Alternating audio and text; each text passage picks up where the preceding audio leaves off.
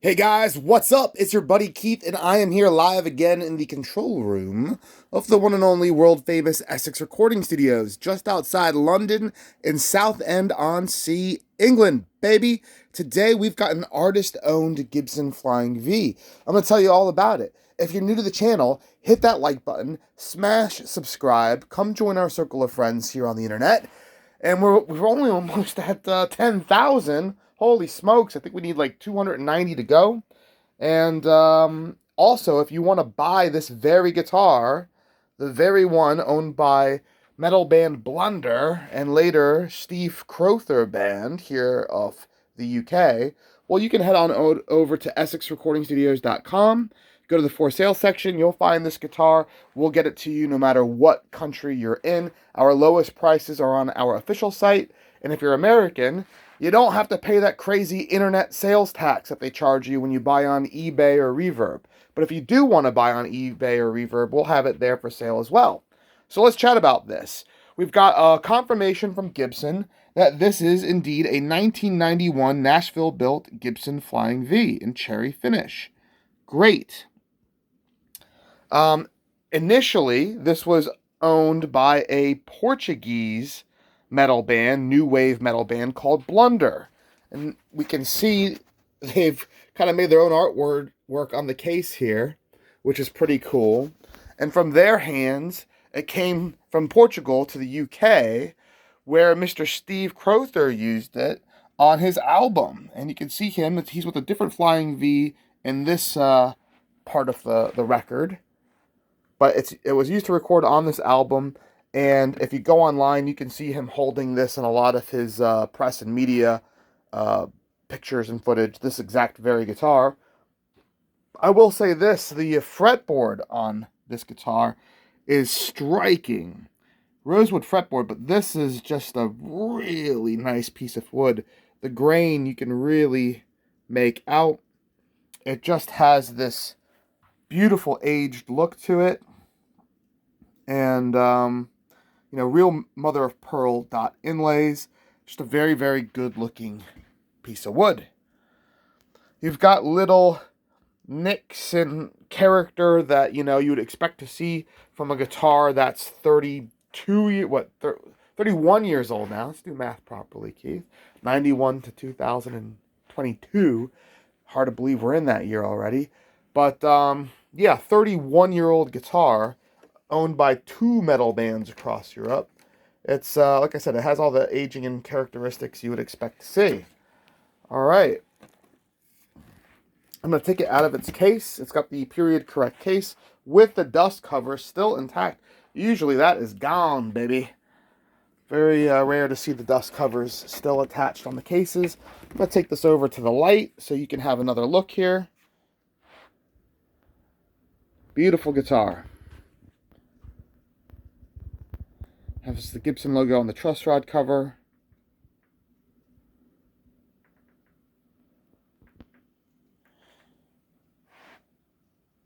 And there we go. I like the vintage style volume and tone knobs. If we spin this bad boy around, the cherry finish continues throughout. You can see the nice grain on the mahogany body.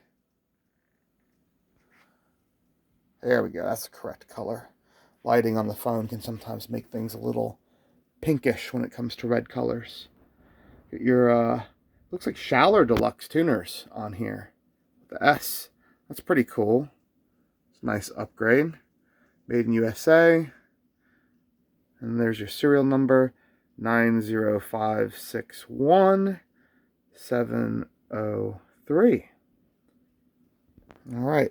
There's a little nick in the paint there.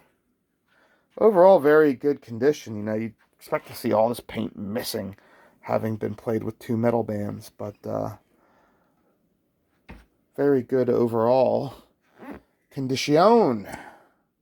There we go. You can see nice streaky flamed mahogany there. Let's spin it around and have a look at the feet. The horns, the corners. Little bit of wear around the edges, very minor. Very minor, guys. All in all, a very cool, very vibey Gibson Flying V, 31 years old, and with some cool provenance, some cool history to it. You get some great bragging rights and a great story behind this instrument. Not every instrument has a great story, and you can help write the next chapter in that story. It started off in Portugal with a metal band, came over to jolly old United Kingdom for another metal band, and now maybe it'll end up in America. Maybe it'll end up in Asia or Australia or over in South America. We sing guitars all over the world, people. So I'm excited to see who writes the next chapter of this guitar. Yeah, no matter what, it's very cool. It has its own character. Not another one like it. Just notice too, you have this nice kind of wear mark where you can tell where people have their arms resting when they're shredding away on this beast. Okay. Well, that is the 1991 Gibson Flying V in cherry finish. You can see what the factory specs are there, the pickups, and you can see the scale nut width. Yep, scale length, cool. 59, I should have mentioned that. Yeah, 59 rounded Les Paul neck profile. Not something you get every day. Very comfortable to play. Fits in my hand with my stubby little sausage fingers. No problem there. Yep. And let me get this case closed so you can see some more of this cool artwork from Portugal. I have a listen on Google. You can see Steve Crowther Band was formed back in, I think, 81. Back when the new wave of British heavy metal was coming about. You know, a lot of bands like Saxon and Judas Priest. A lot of different bands here in the UK are considered part of that movement. I think there's some that are undeniably part of that movement and others that dip in and out, and some of their work is considered part of that movement. Others aspects maybe not so much. But it's making a comeback, that's for sure. Now they're saying there's the new wave of classic rock. And that's making a comeback. There we go. You can tuck in your Flying V at night. Put it to bed. That looks pretty cool. So there's the blunder artwork on the case. I just love that there's more than one story behind this guitar. And that pretty soon it's going to get another one. Little Facebook message. Thank you guys. That's what that little beep was. Cool. Well, I got to get going. I've got some beer waiting for me. I've got some Prosecco waiting for me. And I got some food waiting for me. So I better take care of that, huh, guys? I hope you've enjoyed your weekend. And look out on our website, on eBay, on Reverb. You're going to see a lot of cool stuff getting listed shortly, today, and throughout the week. And aside from that, we're going to have a lot of really cool releases from our artists that we did over lockdown in 2021. That's all getting scheduled to be released in the next couple months. So stay tuned, guys.